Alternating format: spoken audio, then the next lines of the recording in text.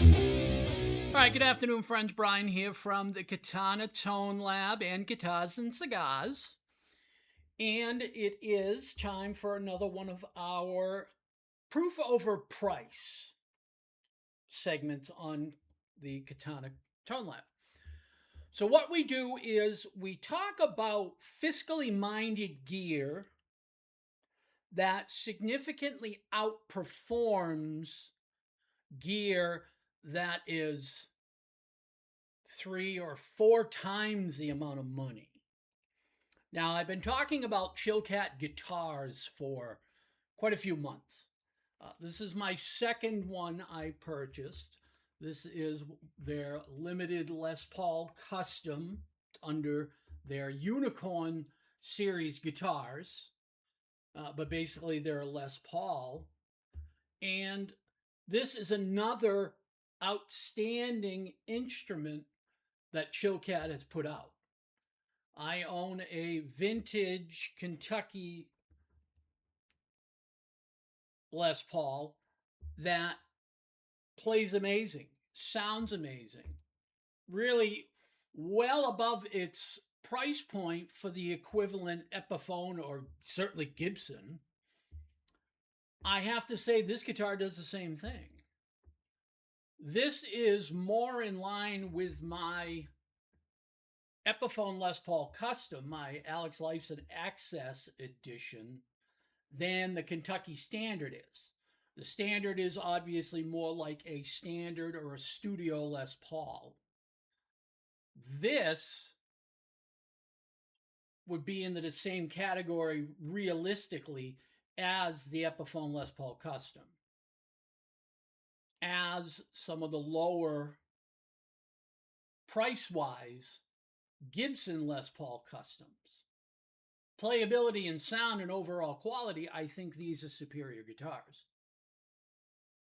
I've talked about the differences between this and my Alex Lifeson Les Paul Custom. I've talked about it with my standard Les Paul, but the same rings true with this, the limited Les Paul Custom. Stainless steel frets, bone nut, fantastic sounding pickups.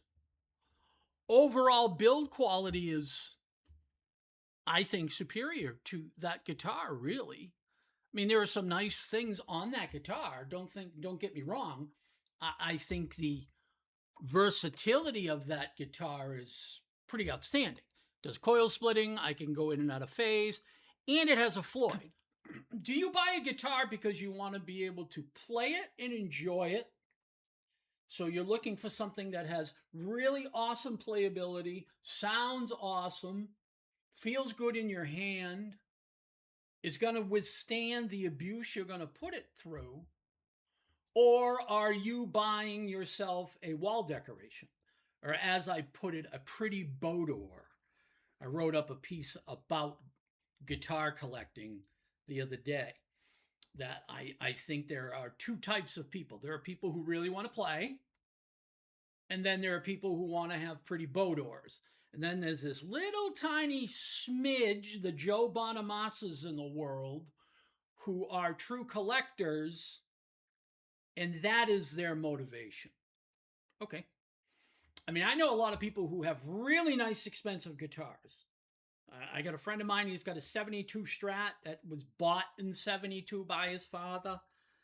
He's also got a Les Paul that was bought in 69 by his father, and he can't play a lick. You walk into his house, he's got it hanging on the wall in a case. He has a pretty boudoir. Do they play great? I don't know. He doesn't know. He's never played them. He literally got them, took them out of the case, put them into this decorative wall case with lights on it. And it looks really, really nice and impressive. But, realistically, he's got $10,000 or $15,000 worth of guitars, and these two guitars hanging on the wall. They're looking pretty. That aspect of guitars has never appealed to me. It's never, ever been a thing that I'm buying something for collectability. Especially now that I'm an old fart, I buy instruments for one reason. they play great. And as part of that, they sound great. The quality is good.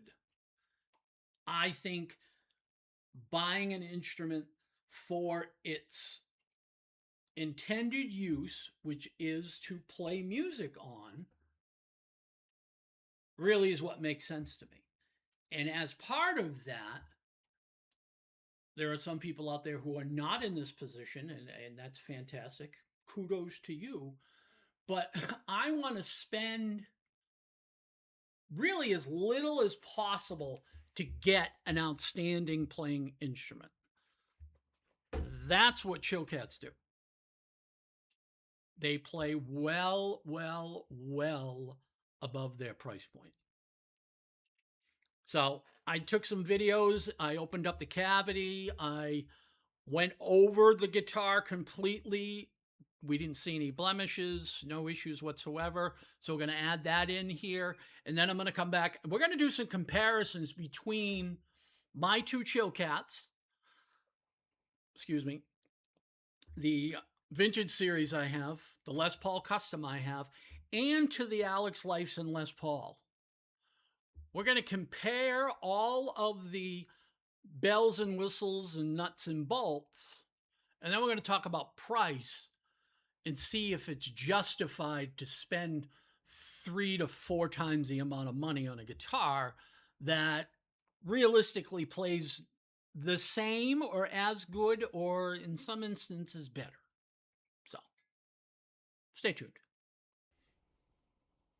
All right, so what I've done is I've gone to Chillcat's site and taken all the specs for both guitars. First one is the Chillcat Vintage Standard Kentucky Sunset, is the technical name of my first guitar I got from them. The new one I just picked up a couple weeks ago is the Chillcat Limited Custom Vintage White. And again, it's a Les Paul style. And then we've got the Epiphone Alex Lifeson Les Paul Custom Axcess Ruby. So I've owned numerous Epiphones through the years. So obviously when I went and bought the Alex Lifeson, I knew their reputation. But I also knew about the quality assurance issues that they've suffered. Fender has certainly suffered and is still suffering. And I still wanted to get that guitar because Alex Lifeson endorsed it. I figured if he was going to endorse it, it's got to be a pretty good guitar because, you know, he just seems like he's a quality guy and just something he would do. So what I did is I took all the specs from Chillcat and I went to Gibson's site and pulled all the specs off of that for this specific guitar. And actually, let me do this so we can see it while you're looking at my mug too here. Actually, that's not really going to work. All right, that's all right. So the biggest thing you're going to see, obviously, is right at the top.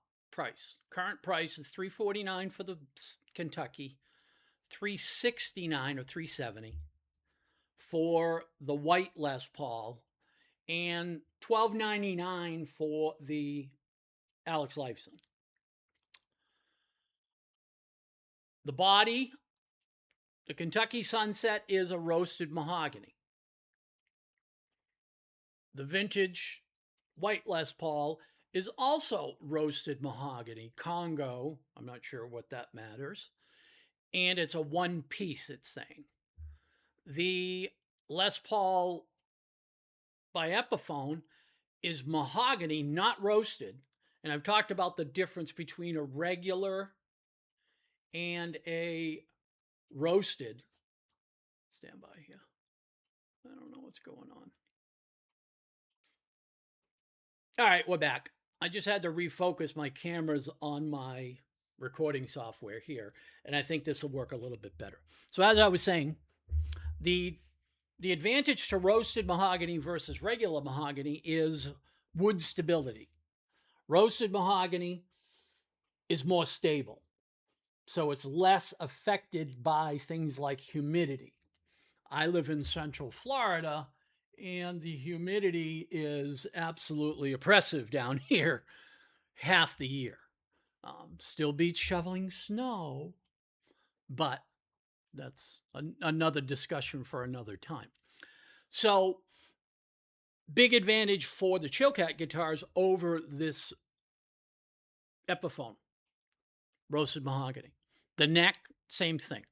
Roasted mahogany neck on the Sunset, roasted mahogany on the white Les Paul, and mahogany with a set neck and Axcess contour heel. Now, the Axcess contour heel is where the neck and the body meet. There's kind of an indent or a cutout that's supposed to give you more comfort when you're playing. I don't notice a big difference. To be honest with you, I don't even really like it. I've got big meat hooks, so they're saying you can get access to the 22nd fret if you need to easier. I don't have an issue with that personally. So that's something that did not appeal to me, but it is a difference.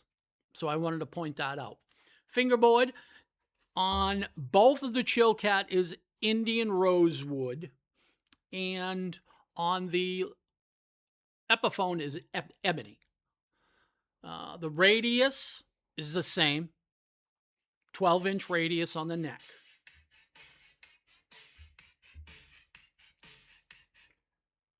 No, I don't want to buy any more hex-clad pans. Scale length, same, 24.75, which is your standard Les Paul style length. I have a buckethead Les Paul baritone. So obviously, I think that's a 27-inch, if I'm not mistaken. You get an extra inch and a half. And that scale is going to be from where your bridge sits to your nut. That's where you get that radius or that scale length from. Strats are a little bit different. They're a little bit, I think, smaller. I think they're 24, 25, somewhere around there. I don't know exactly off the top of my head. I apologize. Frets. Both the Chilcats have 22 frets, but they're stainless steel. The frets on the white Les Paul are a little bit bigger, which goes with the theme of a Les Paul Custom, a little more vintage. And then the Epiphone has 22 medium jumbo non-stainless steel frets. The big thing with stainless steel is how they wear. Stainless steel take a significantly more time to wear out than regular nickel or whatever they use for fret material nowadays. So again, big advantage for Chilcat. The nut on the two Chilcats are bone. And as I said on my specific Epiphone model, it's got a locker, so there's no nut. But if it was the equivalent on a Epiphone or even a Gibson, they don't come with bone nuts. They come with plastic nuts. Both the Chilcats come with basically the same pickups. Stand by. There we go. I don't know what's going on today. They come with Korean custom, fully well-waxed ceramic humbuckers, is what's on the vintage. Then it's the same thing, but it doesn't say anything about fully well-waxed on the Les Paul Custom. So I don't know if that was something that they neglected to put on, or if it's a choice they made so you get a little bit different sound, which I do get a little bit different sound between the two guitars. And then the Epiphone has a Epiphone Ceramic Pro in the neck and a Pro Bucker 3 in the bridge. Big difference between the three guitars is the two Chilcats do not do coil splitting. They do not come in and out of phase, which is part of what I think is a whole thing with this specific guitar that certainly drew me in is that ability to do that. Now, Chilcat makes some guitars that does that. They have them that have coil splitting. I haven't gotten one yet. Notice I said yet. So the controls, they're the same exact thing on the two Chilcats, 2V/2T 3-way, alpha 500K pots.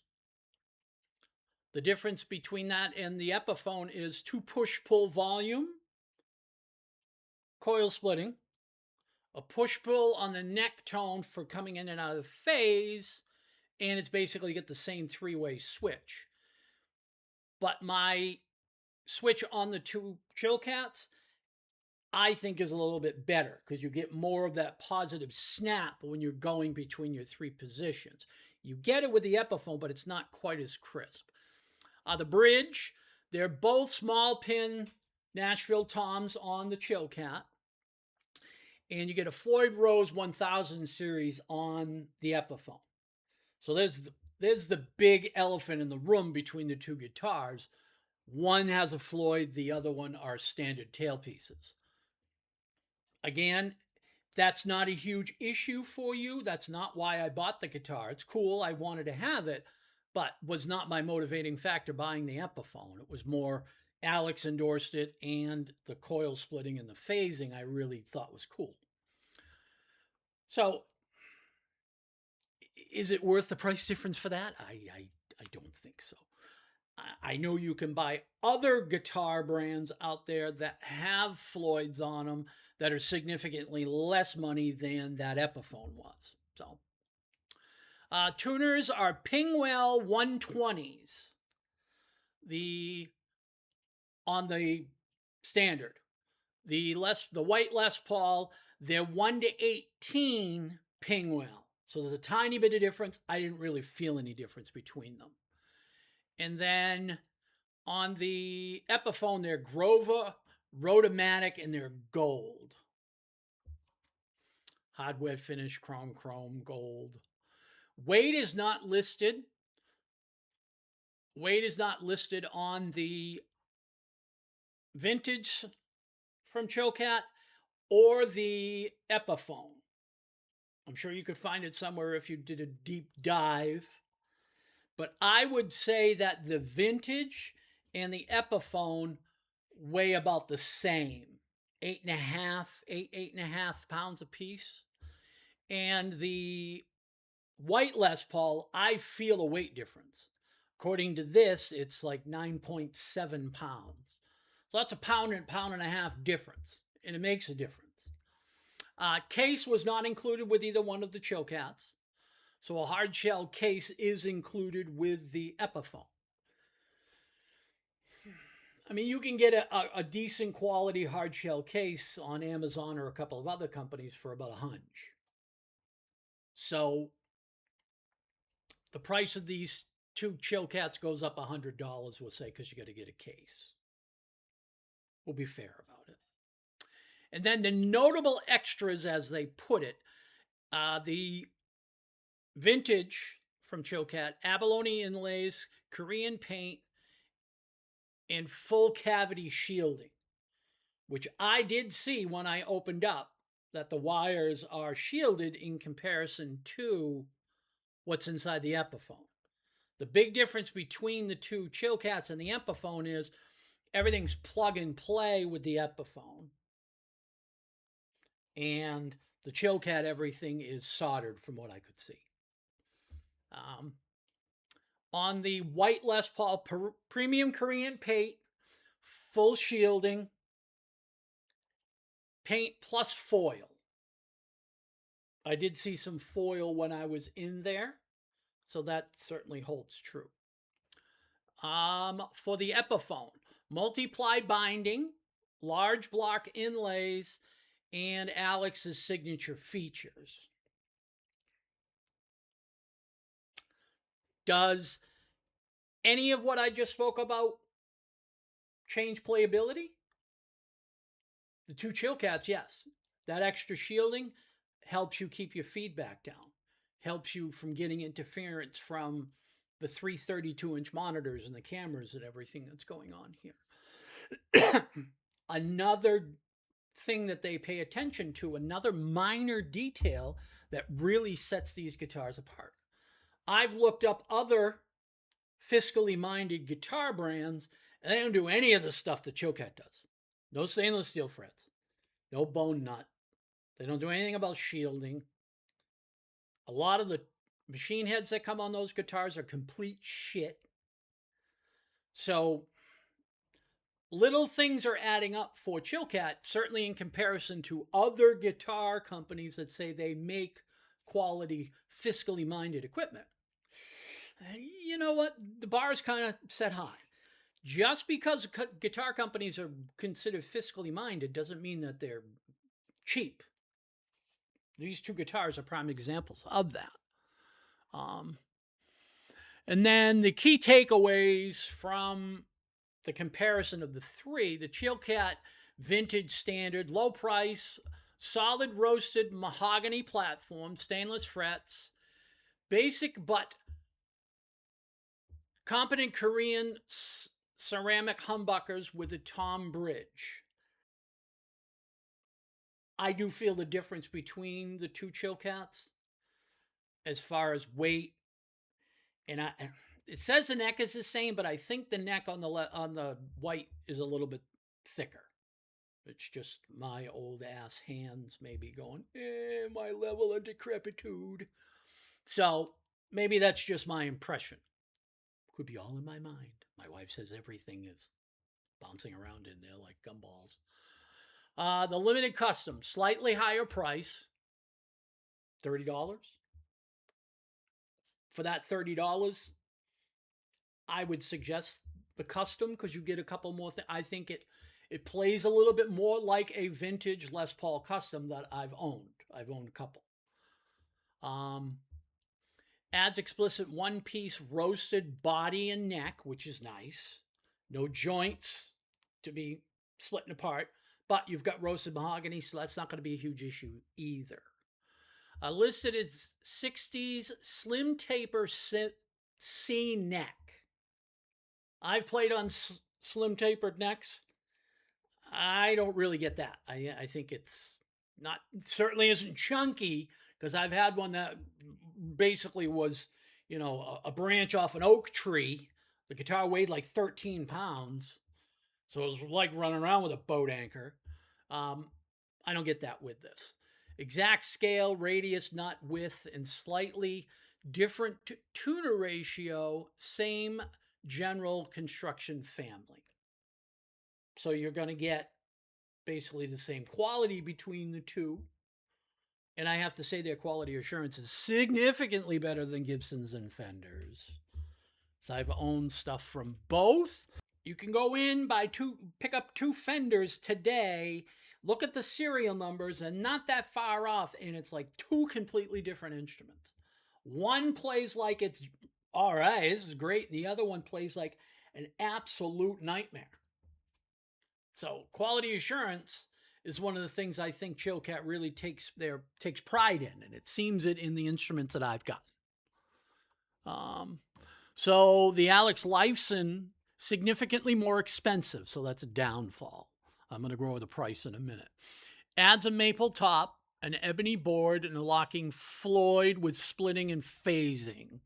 Gold hardware, Axcess heel, and it comes with a hard shell case. Do you get more features with that? Yes. But that's that guitar. If you took, and I did a comparison last week to my vintage from Chilkat to the absolute equivalent Epiphone Les Paul and a Gibson Les Paul, 3 times the amount of money, and the Chilkat was better in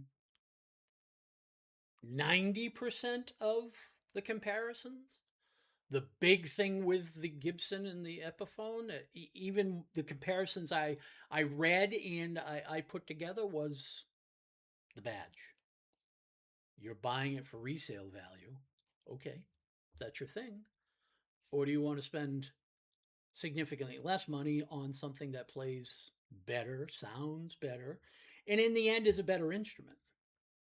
Seems like a no-brainer to me. So all three share the classic 24.75-inch scale, Les Paul scale platform, dual humbucker layout. The biggest practical differences are price, tremolo versus fixed bridge, electronic complexity, and premium materials of the build. They're insinuating, or this comparison is insinuating, that the Epiphone, the premium quality wood and what have you, it's not. It's not a roasted mahogany body and neck. So you're not going to get as much stability out of the Epiphone that you are with the Chilcat. And then the complexity of the electronics is because one is plug and play, the other one is soldered. But I have to say, the soldering joints are awesome in the Chilcats. I mean, yeah, in the Chilcats. You again, you can open up a medium quality Les Paul that's 5 times the amount of money that the Chilcat is, or 10 times the amount of money that the Chilcat is, and you're going to see shit soldering. Fender, certainly, it's like a crapshoot. You're better off going to Vegas and Mama needs a new fur coat. The odds are better than that for getting 2 guitars from Fender that are going to be equally as good. Even their custom shop stuff. I played on one that was, I don't know, it was like a $6,000 custom shop, and I was like, I got a Squire hack at the house that I built that plays better than this thing does. So, all right, so that's the proof over price. I can't put it any plainer than that. I own an Epiphone Les Paul Custom, and I own 2 Chilcats. So I have stuff to compare it to. And while you can't see this and you can't tell this, the playability on the 2 Chilcats is as good, or I actually think a little bit better than the Epiphone. Is the Epiphone more versatile? Certainly. It does coil splitting. It'll come in and out of phase. And if you're so inclined that you want to get your, George Lynch going, that's the guitar for you. But if you want a guitar that plays awesome, sounds awesome, awesome quality, construction's great, and it's a third or a quarter of the money, Chilcats are for you. So it comes down to, are you buying it to hang it, or are you buying it to play it? That's really what the question is. So the Chilcat Kentucky Sunset, right now it says it currently is priced at $349. They're always running a sale. I think I paid like $270 for mine when I bought it. Right now, the limited white Les Paul by Chilcat is $370. There again, $20.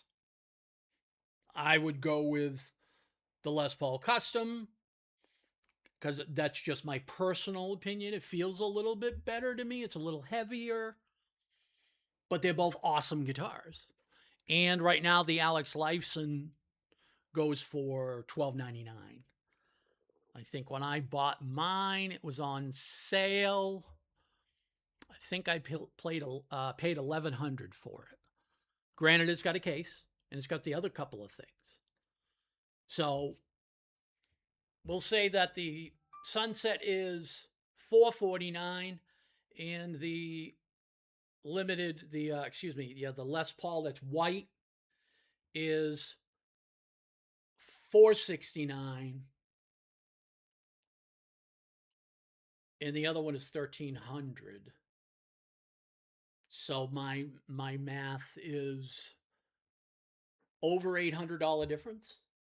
I don't think so. I don't think coil splitting, I don't think coming in and out of phase and having a Floyd Rose is worth $800. I just don't. I could be wrong. Everybody's opinion is different. Just how I feel. So, All right. So Brian here from Guitars and Cigars in the Katana Tone Lab. This is another one of our proof over price where we're talking about fiscally minded equipment and how it compares to significantly more priced or higher priced equipment and how it really overall compares. And I think we've proven that the Chilcat guitars are by far the better value, unless you're one of those Joe Bonamassa collectors.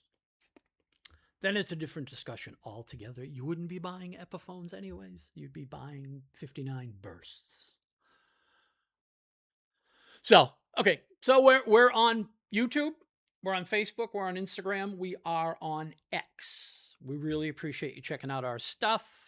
If you really like what we're doing here, by all means, like and comment on your favorite flavor of social media that you check us out on. If you really get some information out of this and you really like what we're doing here, please go to our two YouTube channels, Guitars and Cigars and Katana Tone Lab, and subscribe to both, or one, or both. Either way, we appreciate that you guys take some time out of your day to check out our stuff. And all right, we'll see what we're going to do next week. Smoke long, play loud, live well.